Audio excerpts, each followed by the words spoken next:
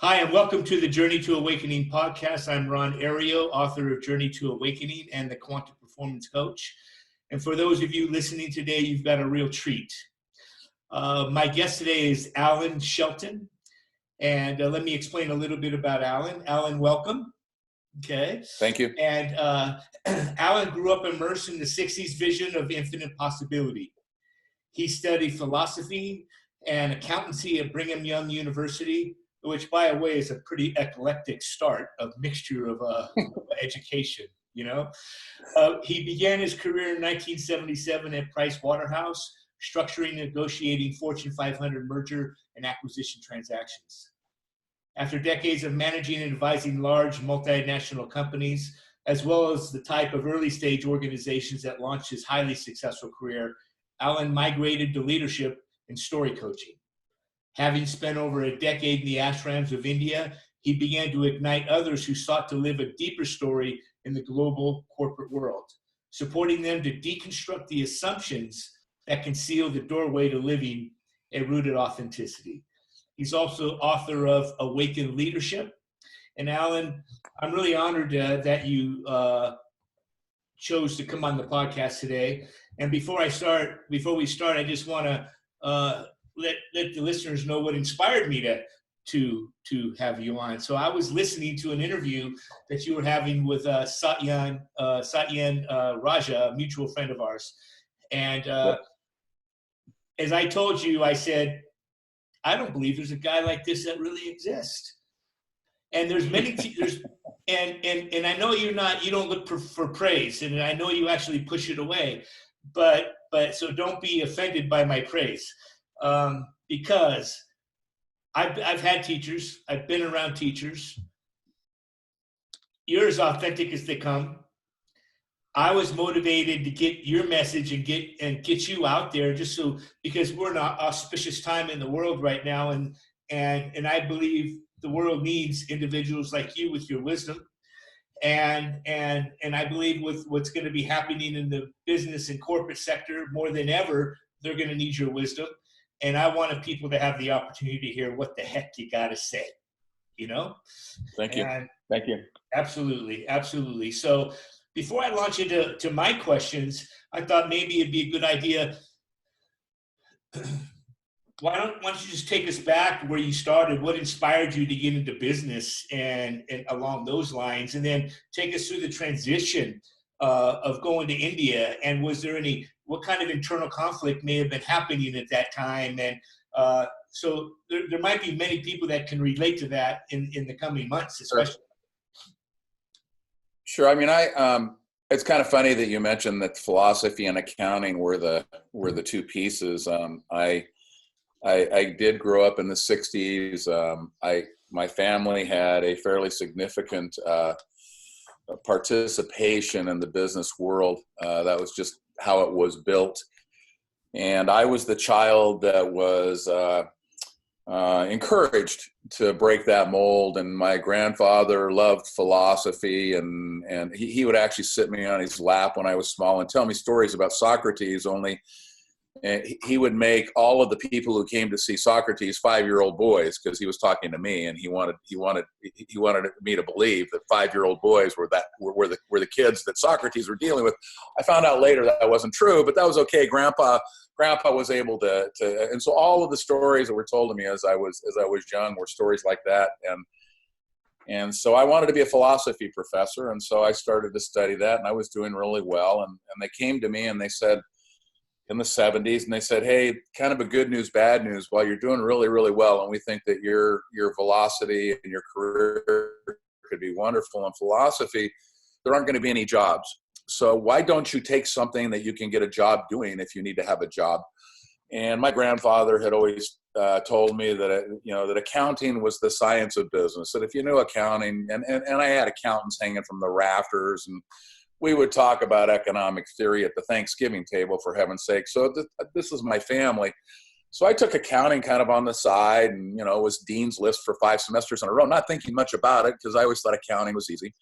And it turns out BYU's in the top 5 accounting schools in the world, but nonetheless, I didn't know that. And So I graduated with a double major, and of course, you know what happens is they came a calling, and I got hired. Price Waterhouse hired me. I was one out of 180 kids they interviewed, and I was the one they picked, and so it was quite an honor to go work there. And that set my career in motion. But I think probably the already established looking towards the inside and how the world moved and how the world worked was something that was going to live inside here, no matter where it was. It didn't matter which platform I was placed on. And so I went into the corporate world, and I always compare the corporate world to the Jonah and the whale story. In my life, I've taken these detours into the spiritual world. One of the biggest ones being when I went to India. I actually left my merger acquisition practice and went to India for several years, and actually sold the company and left. And so I would come back, and I thought, oh, I'm going to be in the spiritual world. And what would happen, no matter how hard I tried, the whale would swallow me and burp me up on the corporate beach. And so after a while, I just would tell people, I go, look, if you're destined to be in the corporate world, you can do it the hard way, which is to get burped up, gastric juices and all on the corporate beach.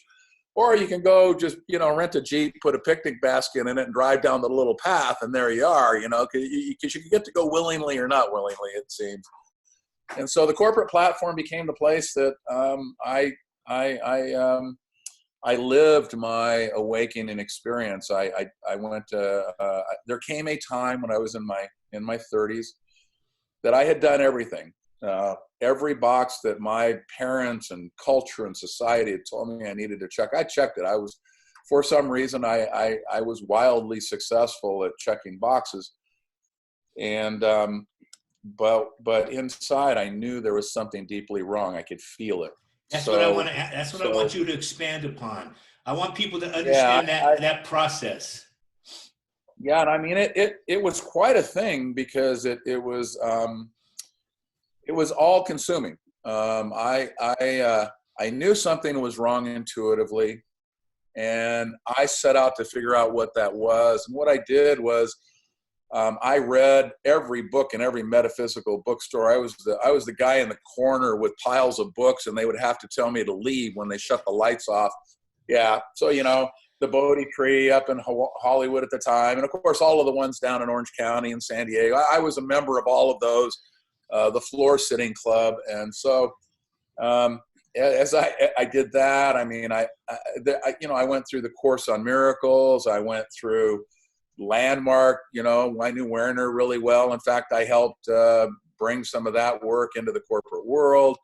So I was doing a deep dive on just about anything I could find, anything that, promised to tell me something differently than I had already heard I was interested in. And so that was a period of 2 or 3 years here in the US. And one day I got invited to a spiritual meeting we call a satsang, and I heard a man speak about the ego. And I had located that. I go, okay, I think as I look at this, the ego's the issue, that the way we live our life egoically, it somehow places us in a position that creates this misery. I didn't know why. I didn't know exactly how that worked, but I was able to get that I was starting to become pretty clear on. It was where all the wisdom people were pointing at this one place, and it was at the ego. And I'm like, okay, if that's where the work has got to happen, then I'm there. And I heard a man speak about the ego, and something lit up in me that just said, this man knows what he's talking about. And it happened that he lived in a place called Pune, India. And so I went into the office and announced that 3 weeks later, after not having taken a week of vacation in all of my career, I announced to the office that I would be leaving in 3 weeks to go to India. And when they asked me when I was coming back, I told them I didn't know. When they asked me if what would happen if we went bankrupt, I told them, well, I guess we'd have that experience. But in 3 weeks, I was leaving to go to India. And that was how clear it was to me I needed to do that. And I did exactly that. I got on a plane, and 3 weeks later, I was in India. I spent about 4 months there the first round, came back for a month and went back for another 6 months, and spent most of the next 3 years there and probably half of the next 4 years after that there. So it was about a 7-year period of time. I was able to be in a place where I could work with exactly the seeking piece. When I did come back to the U.S., I still had some clients and things. And so I'd sold my practice, but I was able to still dip my toe in that water. And it was at probably the end of that place. It was in about 1999. There was an experience, an awakening experience that completely shifted my life. And I could look into the corporate world at that point in time, and I could tell that the way they viewed personal development and what they call the adult theory of maturity, which was what all leadership theory was based on, was no different than consciousness development theory, if you want to call it that, which lived in the East. I had been, participating in exactly what they were talking about. And so it was a very easy thing for me to go, oh, well, I can put my experience actually intertwines these two pieces. And so I started to work with, the corporate world. And what I found out was that the corporate world's a very thinking world. It's all thought, it's all theory, it's all concepts. And yet what they were trying to arrive at was a sense of presence that broadcasted and magnetized leadership. That's what they were after, which is exactly what the awakening journey is. It's the experiential trotting the path and becoming, if you will, a conduit for consciousness itself, so that broadcast happens. And so I just found out that I started to speak to that, and it really just set the rooms on fire, because nobody had actually talked about what is it to walk the path. They would talk about how they saw it. And I used to have a little story for that. For those who are in Southern California, it's a fun story. You'll enjoy this. And I know that I'm taking the time here, but this is your time. This is your time, brother. Okay. Then I'll feel free. So if you've ever gone over to Catalina Island in Southern California, I have spent a lot of time there. So probably my first trip was, I'm 6 or something, right? And I can remember as a child that the thing that struck me was that as you pulled into the harbor of Avalon and you looked down, it was the clearest water I had ever seen. You could see the chains that would come off the boat, and you could see where they connected on the bottom of the water. Absolutely. Most amazing thing. And so they had this thing called the glass bottom boat. And if you wanted to go look at that stuff, right, you could go out on that boat and you could look at all of that stuff because it was so clear. You could look right through the glass bottom boat, which is really a cool thing to do. Now, being a Southern Californian, of course, the viewing is pretty amazing. But of course, those of us that grew up in the water and are kind of bored people, surfers, skaters, our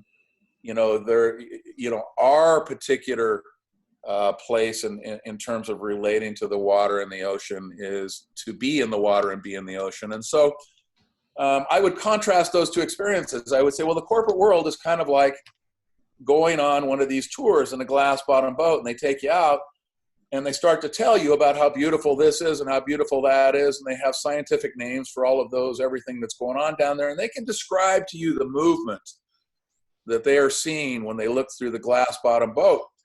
And usually you're there for about 20 or 30 minutes, and there starts to creep in this kind of sense, that there's something going on here, and you can't quite put your finger on it. And then you remember back to when you're 6 or 8 years old, and you go, holy cow, these people are talking about what's going on through the glass of the boat, but I'm not sure they've ever been there. And that was the example that I would use all the time, because the leadership theorists in the corporate world, they ride through the corporate world on their glass bottom boat, and they invite everybody in there and they look at everything that's going on underneath. But the action's actually in the ocean and on the floor itself, and that's where we live. If you don't know how to walk, if you don't know how to walk on the bottom of the ocean, you probably aren't getting really great leadership input. So to me, it was, how do you place somebody on the bottom of the ocean and walk with them on the bottom and go, this is how it feels, this is how it works, and this is what happens. And that was kind of the defining approach that I used. And that was the real one. I'm really glad I shut up and didn't ask my question before you told your story, because I was going to ask you, how did you bridge the gap between the intellectual side of trying to exude leadership, and you just did it in this remarkable story, you know? And before you answer that question, though, because we have a certain amount of time here, and I can fill this with 3 hours with you, easy, because I have so many questions for you, and I got so much that I want people to experience from you, because I want the world to engage with you at a new level right now, because I know, you know, you live in Hawaii on 11 acres, and, you know, you created this beautiful life, but the world's reaching out to you right now, and via others, including myself, because they realize it's so important for the new leadership, because as we've spoke, and I believe you're in the same, is governments don't really exist anymore. It's special interests and corporations that drive governments. And I feel personally that CEOs are going to be the new leaders, the leaders of our new world, where they value humanity and the planet. So you, and it's very ballsy, by the way, to call yourself a corporate sage and mentor. That is an individual that has extraordinary amount of confidence in what they're bringing to the table. The second thing you call yourself, which might go over some people's head really, you know, quickly, is a teacher of non-duality. I appreciate it greatly. I've studied Eastern philosophy, and I've been involved in all that as well. And then the creator of story theory. Those are your three main titles. And you exuded that story theory just a second ago. So if you can expand, Alan, on those three titles, I don't know how, I mean, it could take you days, but, you know, why don't you start off with the first one, corporate sage and mentor. What can a CEO expect to experience from you when you come in and evaluate his or her company? Well, I think the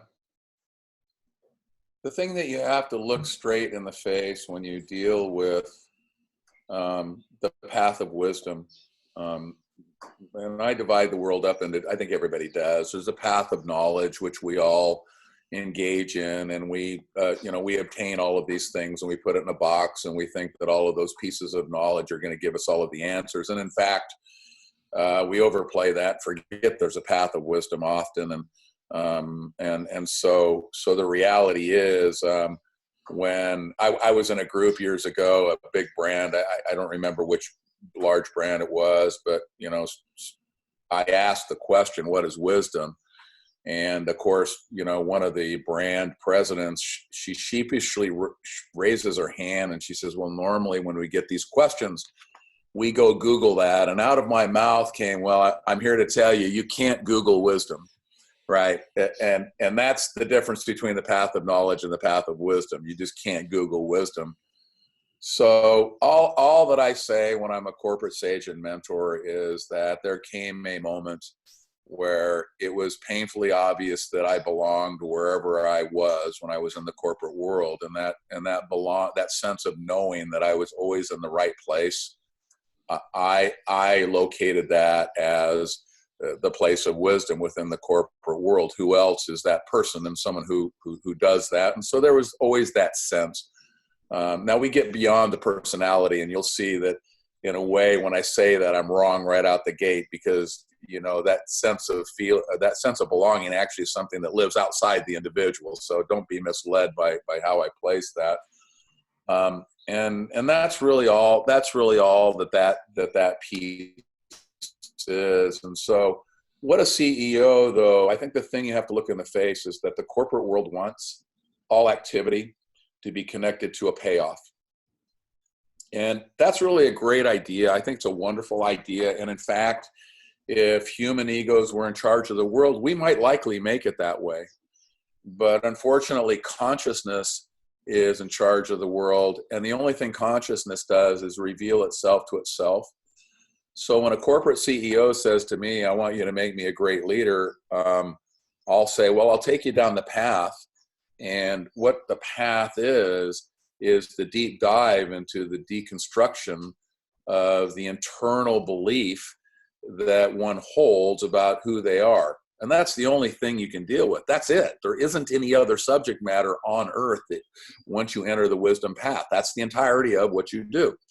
Now, the one thing that anybody who is in the hand-holding business on the path of wisdom knows, you have to let go of what you think the payoff is. So when I see people come in and say, let me teach you how to find your authentic self, and when you do, you are going to be wildly successful. Well, that's bottom line a pile of crap, because anybody who does this knows you have to let go of the result in order to even engage in the process. And because authenticity lives itself. It doesn't pay any attention to me, to you, to anyone. It just does what it does. And so the secret is actually understanding how do you participate in the process as a mentor, and how do you walk that path? Now, if that person's meant to be the greatest CEO ever to walk the face of the earth, nothing I can do will ever stop that. So I don't really need to worry about that. But if what that corporate CEO is going to be is the best plumber in town, then likely that's what's going to happen at the end of his little run. So, and now he's going to be the happiest damn plumber, but that will be what happens. So, okay. So here's my question for you.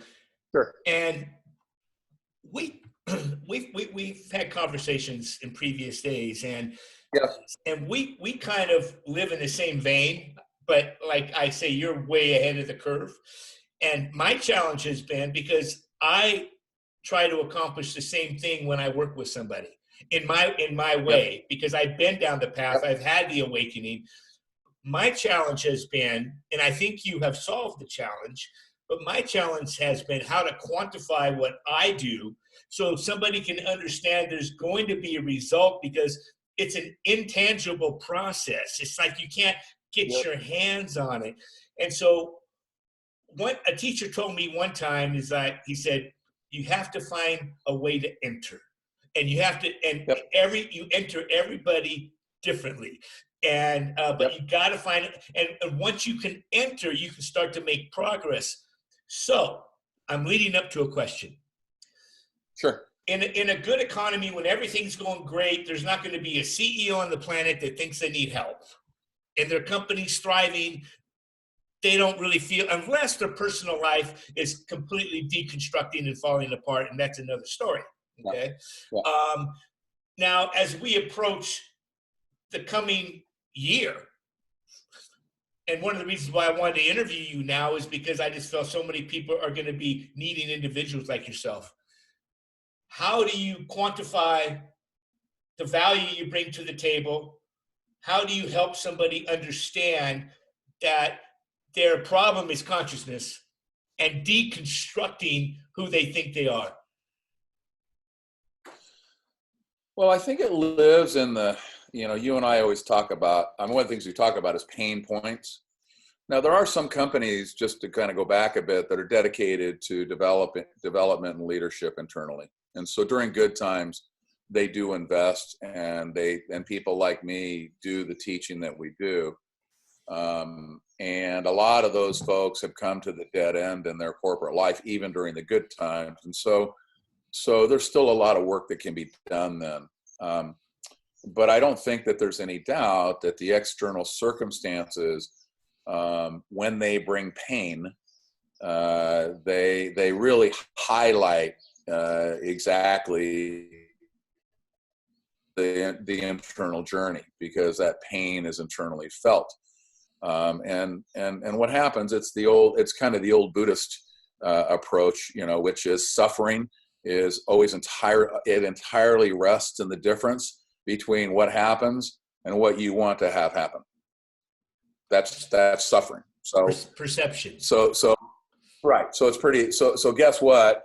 When the world falls off a cliff, most people aren't really wanting that to happen. So they want something different to happen. So the population of people in pain wildly increases because, you know, the society fell off the cliff, and that pain-inducing moment happens. And so that's really what you have to work with. Now, it's kind of interesting. I think I told you the story of the old Zen master, you know, who's got the acolyte laying next to him. And of course, the Zen master in the stereotypical way is one of these big, heavy-duty Buddha type, you know, Tonka truck guys. And the acolyte who's lying on the floor says, "Master, master, I can't breathe." And the Zen master, calm and collected, picks himself up, takes 2 steps over, sits on the chest of the acolyte and says, "Breathe now." And in a certain way, when I look at the coronavirus, I would say that's the old Zen master, and he's just politely picked himself up, moved two steps to the left, and he's sitting on our chest, and what he's telling us is breathe now. And because the point is, when you induce that much pressure, your interest in breathing elevates when you have a 400-pound man on your chest. So, so that drives actually a possibility. Crisis will always bring the most intense possibility of someone looking into why it is that their suffering arises. And that's, as I said, that's the Buddhist verbalization. There's others, but it's always in the same thing. It's always in that same vein. And so when I look at this, I say to myself, yeah, you're right. This is a time. I believe that people will be looking deeper into themselves, and a lot of, what I would call set infrastructure pieces have changed already to make that even easier. People are at home, they're communicating like this, they're reading things, they're with family. They're in a set of circumstances that challenge a lot of the prior assumptions they had about how life will be lived. And so that's already in play. And so it's not hard to see why somebody would go, well, wait a minute. Now I see how my life used to be lived. Now I see how my life is being lived now. What is it that I want my life to be? And that once that question is asked, I think, one has to go into the depth. Now, it's interesting. Some people will continue to think, hey, I want to rearrange the exterior, right? I was asked to help people build the perfect business case. I taught business case construction for a long time. I was in the biggest company I did that with, does about 15 billion a year and has 60,000 employees. And they were concerned that their business cases weren't compelling. And so the CFO hired me to come in and do that. And as he sat there, he said to me, great, I'm glad we have you hired. I'd known him from some previous deals. And he said, so now I expect that our business cases will be better than ever. And I said, no. I said, that's not true. I said, you guys already build the best business case I personally have ever seen. I said, but what you asked me to do was have those business cases live in a compelling way so that they would be influencing when they were delivered. That's where your issue is. And you cannot be any more compelling than the leader who delivers the case. And so my job is to make your leaders compelling. The cases, no problem. We can build those all day long. But if you can't develop the nature of compelling in your leaders, it won't matter how good your cases are. And he sat there for a minute and he said, Alan, he said, that's the most brilliant thing I've ever heard. Why hasn't anyone ever told me that before? And I said, because the corporate world always asks somebody to deliver something that has what I call a value proposition. What's the value proposition of having your leaders be more compelling? I can't construct that in a set of numbers. I have no value proposition for that other than you being intelligent enough to know that if your leaders are more compelling, you're going to have a better business. But that's it. That's the entire formula. Value So, propositions always come down to money yeah, when people are thinking yeah, about money, you know? right. So you have to break that for them. And they know, and intuitively they know that, because if you ask them about presence, they go, yeah, I've been in the presence of great leaders. Say, great. Can you just quantify that for me, would you? So when I see it, I want you to tell me all the particulars that I need to watch for so I know what presence is. And then say, well, that's the stupidest thing I ever heard. And I said, well, so is quantifying leadership. That kind of lives in the same stupid tank that trying to quantify presence lives in. And they would all go, of course it does. I go, well, there you go. And so you have to be able to have that conversation if you want to break through the container of what corporations think they're up to, because they're dedicated to holding on to their beliefs and then asking for something outside of their beliefs to deliver something into the world. And you can't do that. You just can't. And then presence embodies authenticity. It Of course. embodies compassion. It embodies humanity. It embodies valuing the people in Yep. the organization. It embodies the taking care of the planet. It embodies the definition of oneness as far as consciousness is concerned.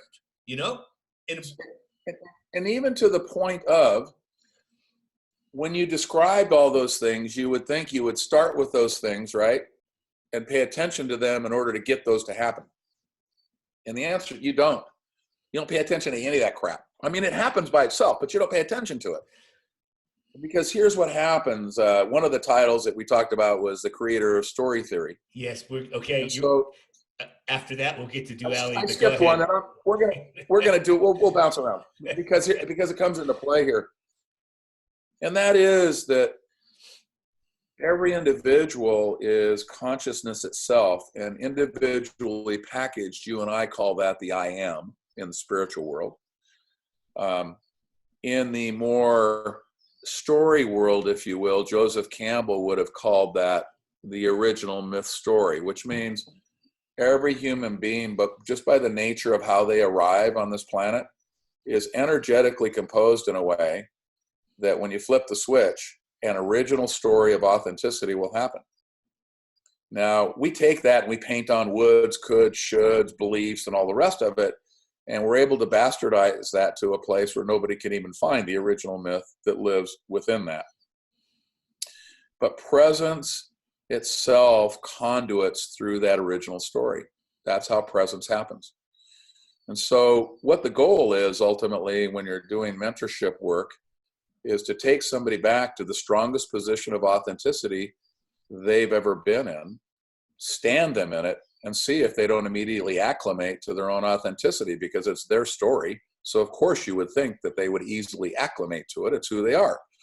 So if you can take them back and stand them in that place, then the conduit can actually be activated that allows presence to broadcast and emerge.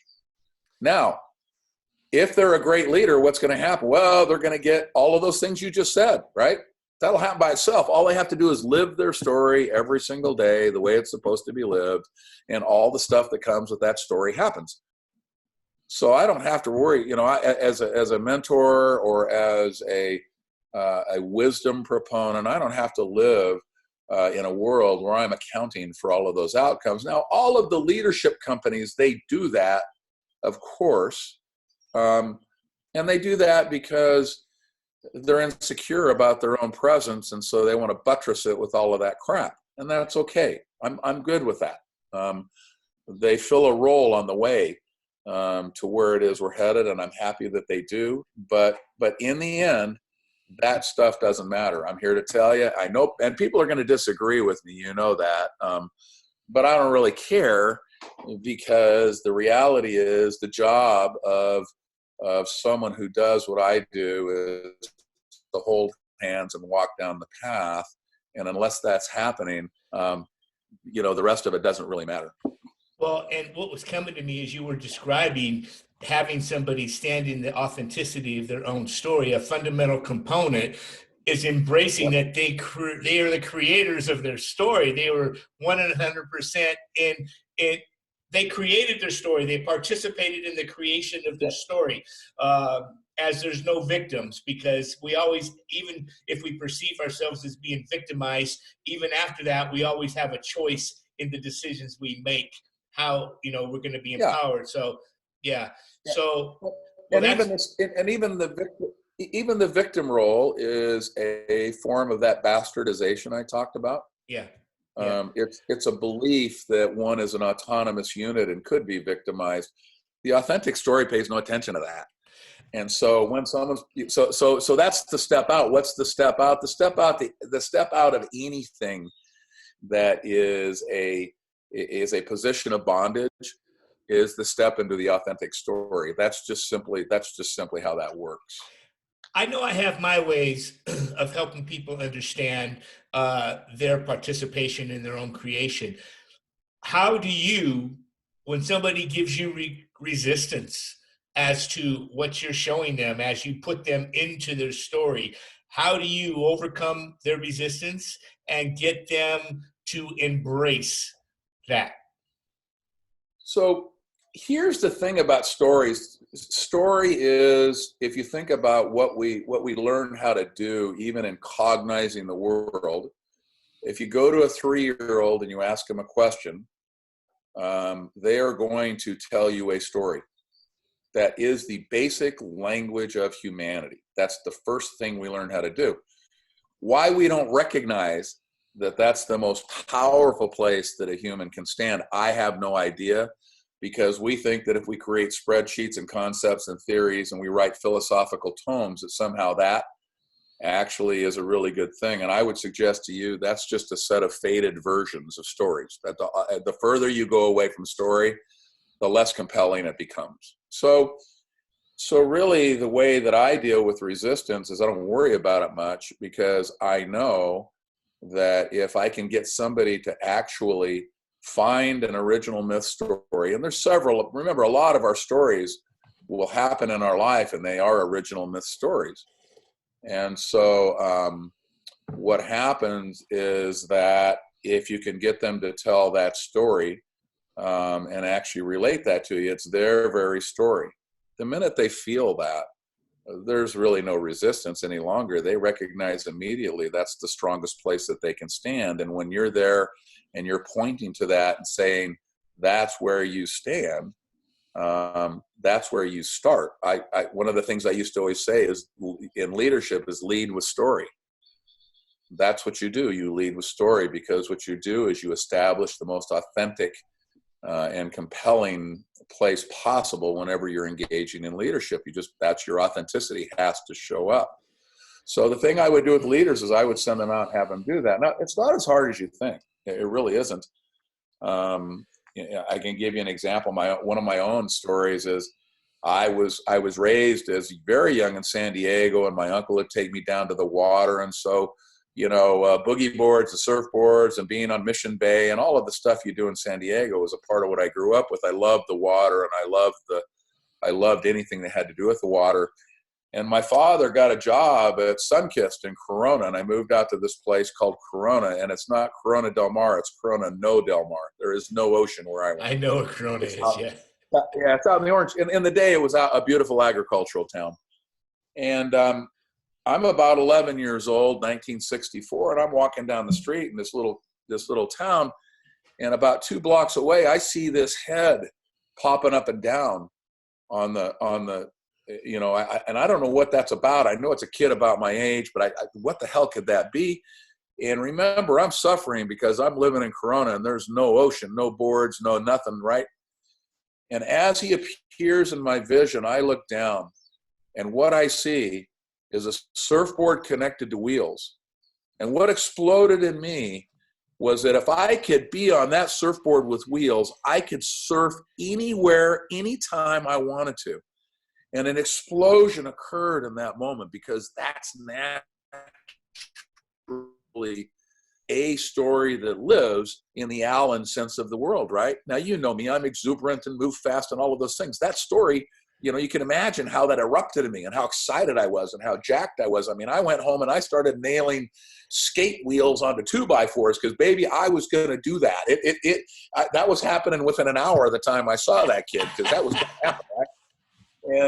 And so that was, that's a quintessential Southern California, all of those things, but that's an original myth story. It's the story of what happens in the original myth of a human being when explosive and engaged intensity moves itself through a body mind. And that's it. Now, I'm not fancy, right? I'm not elegant. I'm not put together. None of that stuff happens. But you know what does happen is this amazing explosion of excitement and insight and all the rest of that, and intensity. You want intensity? Come on down. So that's the original myth story. You stand somebody in that story. You stand Alan in that story.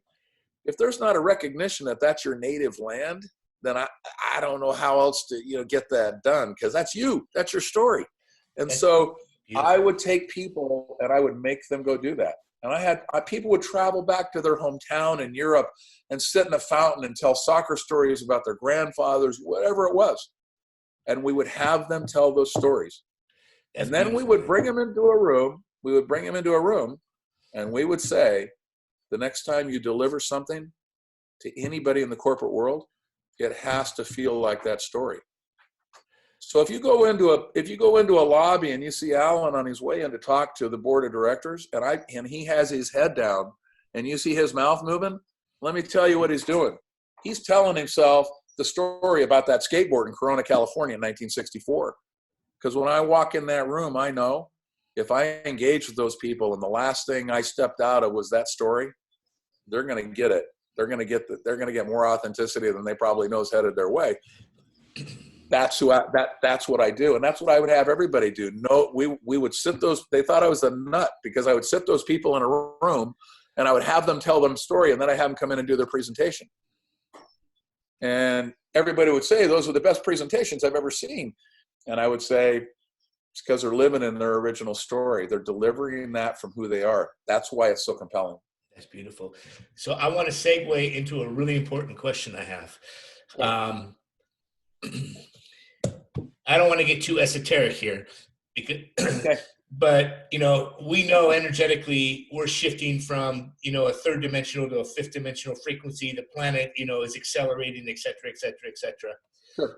And especially with the coronavirus right now, we see the breaking down of fear-based systems. We see like the last push to try to maintain a control of a system that is failing and completely falling apart.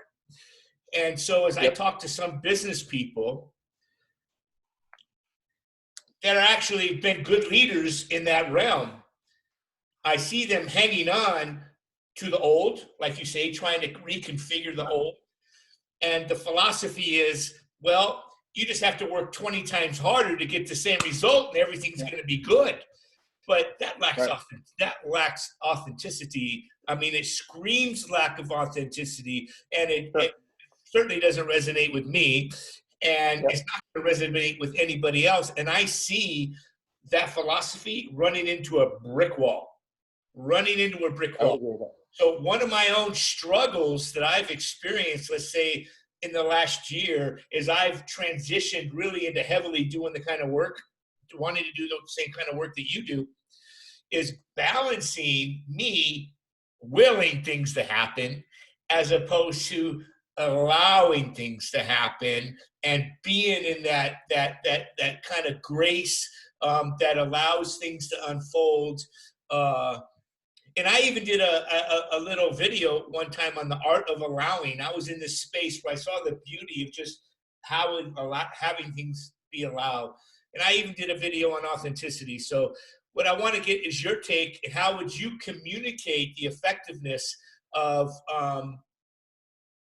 not the old way, not, listen, here's what you got to do. You got to work 20 times harder. So put people into that space where they're comfortable right now. Okay, please. Yeah. So I think in a way, what happens is that you and I can go back and ask ourselves the question, what is it that you really are? So the reason that you're standing in this business world, tell me what brought you to stand here. What is it about you and what is it about this world that has you where you are participating in it? What is that? And invariably, here are the words that you're gonna start to hear these words. You know, you're gonna hear, I'm spontaneous, I'm creative, I'm light of foot, agile is a word you hear a lot. And they will describe to you this really, really wonderful set of words. And they might even tell you, hey, look, I'm really dogged about engaging with something. And that's really a good thing, actually, because when you move to the internal and out of the external, that doggedness comes in handy. But when you are trying to, in essence, work harder in order to prop up an old system, I always say that's kind of like giving a dead horse mouth to mouth. But what is it that has you here? Because it sounds to me like, and correct me if I'm wrong, that all of those qualities that you think you are, none of them are in service right now. Because what this world needs, if we're dealing with a structure and an organization and an infrastructure that's going to fall apart, is people who can be spontaneous, agile, responsive, because you've got to dance around the parts. And in fact, you went to school, you got a degree, you've been experienced, you've been seasoned, and you're really ready to do this. But what you're doing is what you've always done before, rather than looking to see who you are and what you can deliver to a world that's fractured and needs to be rebuilt. And that, to me, is a really simple thing. And most people will immediately go, you're right, I got it. All I know how to do is work hard and work the system I have. And you're right, that's not really how I'm built. That's not who I am. I'm here because I'm creative and entrepreneurial and all of those words. And they'll dial right in. And then the question is, go ahead. Explain the process, because what I've experienced myself, it's almost like in Braveheart, when they're standing there and he's going, hold, yeah. Hold, and I felt my own internal triggers, like I need to act now, and I can feel myself hold, Yep. and then something materializes.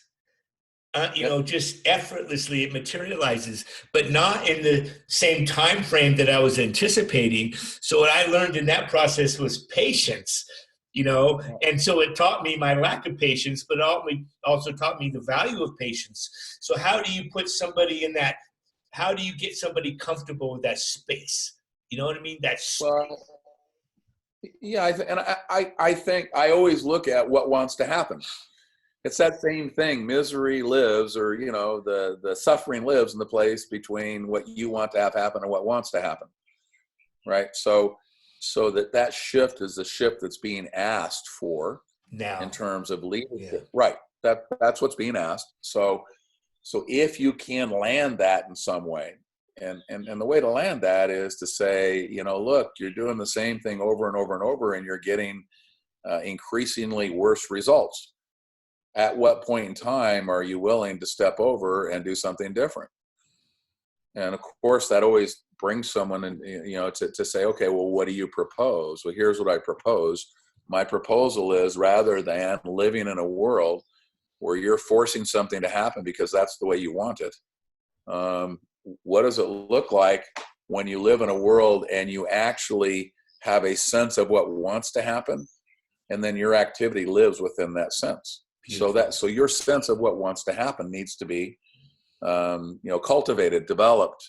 And that is what great presence is, right? Because even when you describe that conflict between me jumping and doing something and me standing back and not, and one you call allowing and one you call probably assertiveness, let's say, for lack of a better term, the reality is there's a place beyond that where whatever needs to happen shows up. And both of those are keys on your piano. And sometimes assertiveness happens and sometimes allowing happens, but they're not felt as anything different. What wants to happen simply calls the leader into play in whatever way that call happens. And so internally, there's no longer, that conflict disappears. And so sometimes Alan jumps up on the table and dances like a monkey, and other times he sits in the corner and says not one thing. And I don't know which of those two are going to happen. That was a beautiful explanation. Okay, there's two major things I want to get to. One is the teacher of non-duality. Help people understand what that is, please. Sure. In our world as we live it, if you think about what knowledge does, knowledge is the onboarding of pieces of reality. We look out there, and if you want to know about carrots, I go, okay, well, there's a carrot. Now, Ron and Alan can talk about them. We can talk about, gee, they have carotene in them, and they help your eyes, and they're beautiful orange, and they really go well, and here's how they serve humanity. And we have a whole discussion about carrots. Now, when we do that, you immediately recognize we're ignoring everything else in the world but carrots, right? Carrots is the only subject. So our knowledge world is driven about having knowledge of all the little pieces that live in life, concepts, theories, whatever that happens to be. And when we talk about wholeness, we try to approach that by taking all of the little shit and cramming it into one thing and going, that must be the whole. That must be how that's done, right? And that's called a duality approach. Why is it a duality approach? Because in duality, things live separately. And when you take separate things and you try to put them together, that is continuing to live in duality.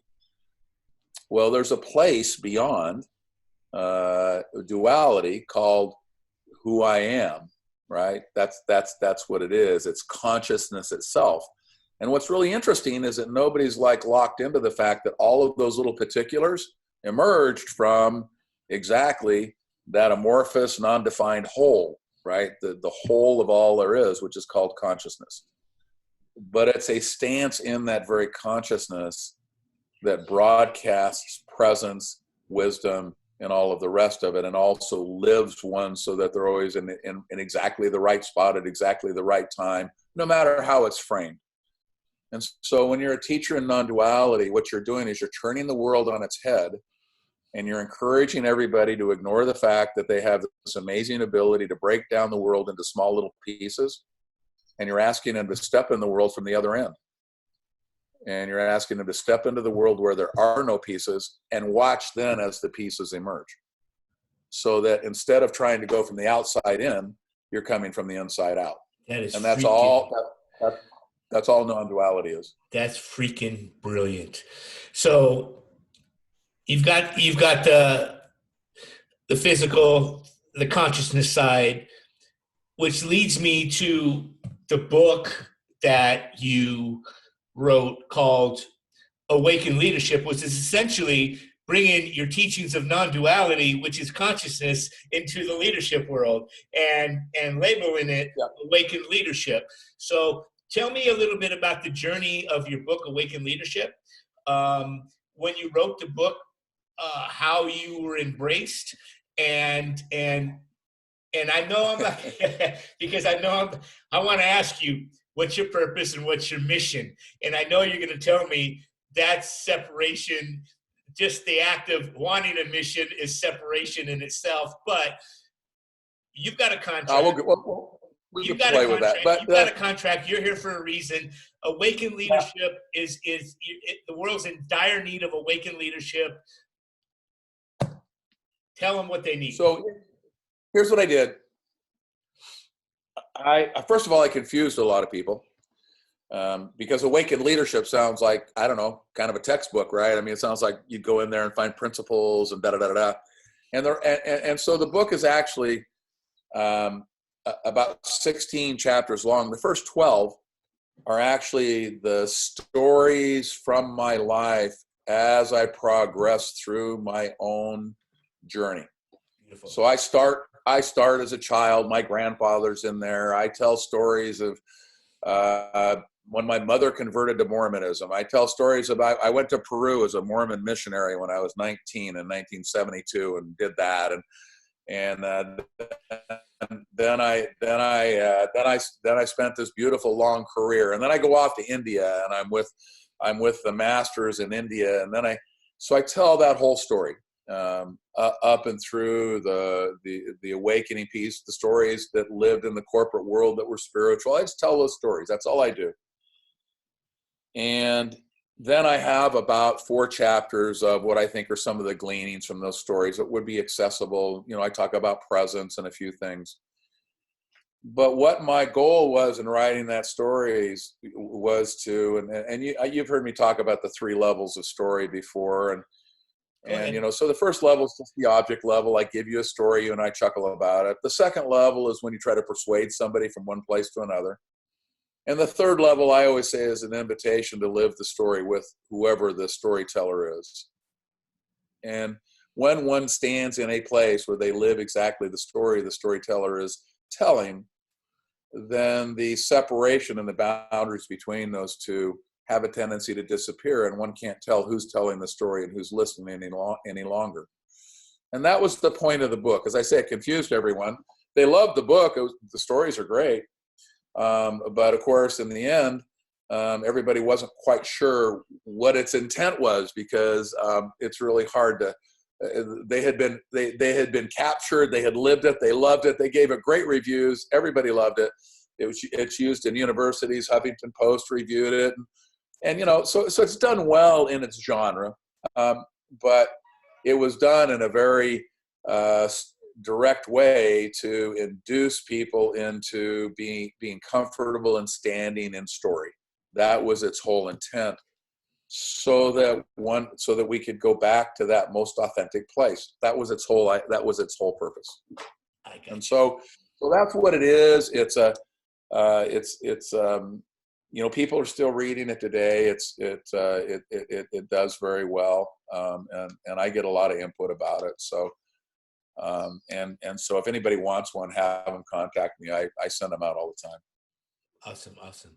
So, but that book also was a catalyst for you working with some very large companies and going in and having an impact on bringing their leadership into their original story. And so how do you share the same view I do as regarding CEOs and how I just feel we have a great need right now for CEOs to make humanity, their own humans that work within the construct of their businesses, the priority to create a healthy working environment, living environment, as opposed to money being the bottom line, because we know that system's breaking down right now.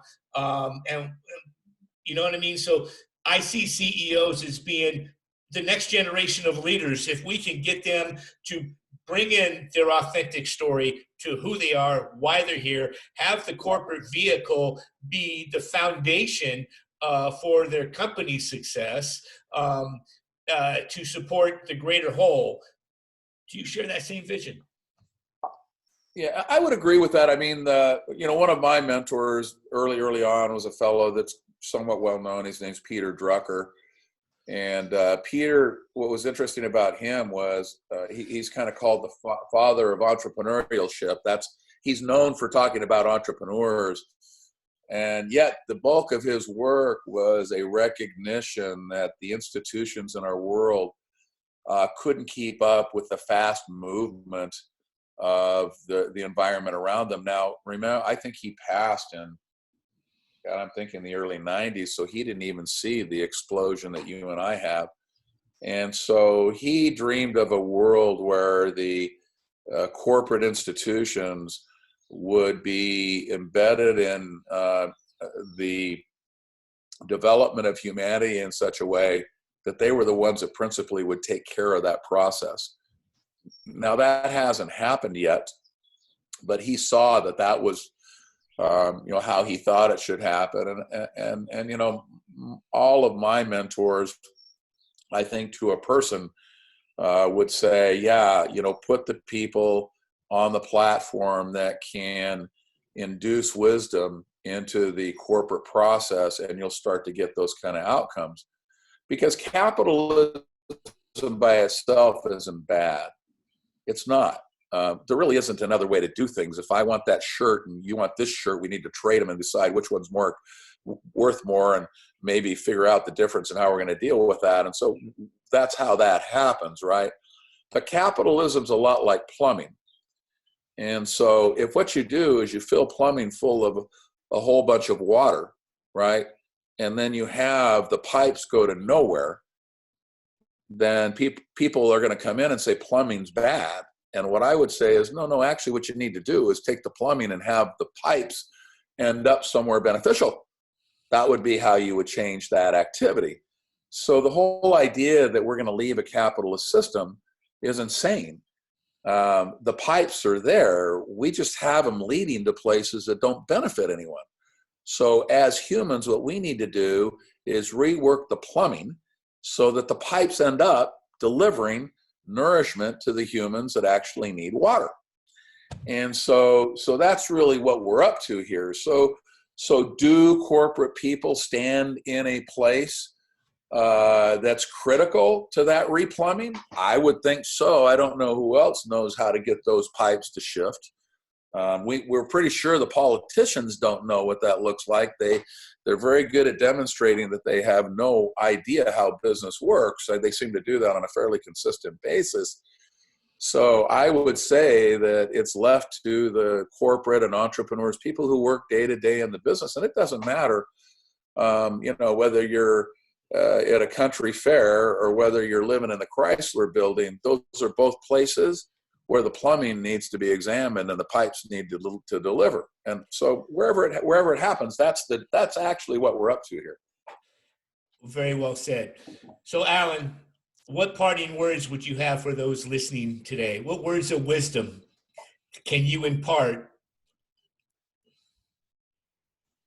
For all the world, this looks like a time that we need to engage with the outside. Your engagement to the outside will be absolutely matched and correspond to the maturity that you now are and stand in. I suspect that you yourself would say, I don't think I have the maturity to deal with what I see out there. And so rather than follow the instinct to dive into the pond because we see a lot of ripples on the surface, I would encourage you to look inside and to begin to develop in a deep dive way the internals of who you are, so that when you stand and you look at that, you'll know you have something to deliver into it. There's a famous little story, and that's about the Titanic, and I know you've heard this before, that the people on the Titanic, in their concern for the fact that they had hit this large iceberg, began to rearrange the deck chairs because it was an activity and it looked like it might change the external world. The only problem is they'd hit an iceberg, and rearranging the deck chairs wasn't going to do much about that. So before you go try to rearrange the deck chairs on the coronavirus ship, I would actually tell you that you might want to go, holy shit, we've hit an iceberg, and I better have the depth to step into a world where the ship's just hit an iceberg. That would probably be what I would suggest to everyone. Beautiful, beautiful. And then I want you to tell one more story, because Sure. This story is going to demonstrate the value that Alan can bring to you, whether you're a corporate leader, a business leader, an individual. I want you to tell them the story about the man who fell into the hole. Sure. By the way, I want to give due credit. I heard this on an episode of West Wing. I want you to know. So that's where the story comes from. But it's apropos for you, and it really symbolizes who you are and what you do. And I want to leave the listeners with that. Perfect. So a man is walking along a sidewalk, and as he's doing so in a large urban area, there happens that there had been some construction going on, and he accidentally steps into a place where he falls into a deep hole. Now he's at the bottom of this hole, and all it is verticals and bricks, all the way up, and he's down in the rubble of the hole and everything. But if he cranes his neck just a certain way, he can see the people walking by above. And he says to himself, I better reach out and get some help. And so he calls up, he says, help me, help me, help me, I'm in the hole. And about that moment, a doctor walks by. And the doctor looks down there and says, hey, no problem. And he writes a prescription and he throws it in the hole and continues on his business. Well, of course, the fellow who's in the hole recognizes immediately that a medical prescription probably isn't the answer for the dilemma that he's found himself in. So he decides to call up some more, and he calls up, and as luck would have it, here comes a priest. And the priest looks down there, stops, and says, oh, yeah, I'm here to help humanity. And so he writes a prayer on a piece of paper, and he throws it down the hole. And once again, the fellow's like, now I have a prescription and a prayer, but, I'm still in the hole. That's a problem. So he decides to give it one last chance, and really, the fortune of life was smiling on him. And here comes a friend of his, and he's, help me, I'm down in this hole. And his friend looks down there and he says, damn, you're right. And immediately jumps in the hole. And our guy says, are you stupid? He says, I'm down in this hole and I'm looking for help. I asked you to help and you jump in the hole. And his friend looks at him with a smile on his face, and he proceeds to say, yeah, I know. He says, but you know what? I've been in this hole before, and I know the way out. And that's the story of the hole. I love that story. So those of you listening, that's what Alan does. He helps you get out of the hole. Incredibly wise man. Alan, thank you for taking your time to share who you are today. My pleasure. If people want to contact you, they can go to your website, Alan Shelton, SALANSHELTON.com. They can find. Okay. So if you want to reach out to Alan, you can find him there. Any other way to get in contact with you? Well, there is. My email's actually on that website. So if you want to email me, it's right there. Just email me. I am actually have developed a mentorship program that'll go into play on the 1st of June called the Spiritual MBA. And so that website, you'll see some changes here in the next few weeks that'll reflect that. But I'm easy to find. You can find me on Facebook. You can find me on LinkedIn, wherever you'd like to find me. I'm in all of those places. I'm not particularly tough to find. And I'm also fairly available to whenever there's a sense that somebody actually is a seeker. I have a tendency to respond to that. That seems to be what calls Alan out of his hole here.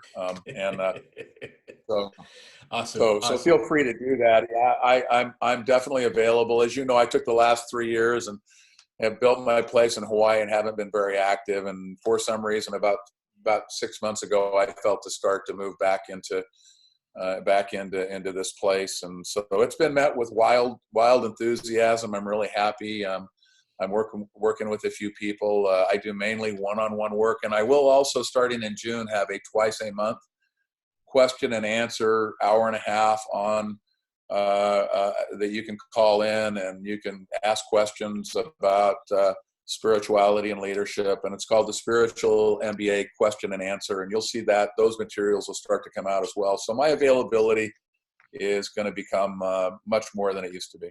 Awesome. Well, thank you, Alan. And I'm Ron Ario. This has been the Journey to Awakening podcast, and we'll see you on the other side.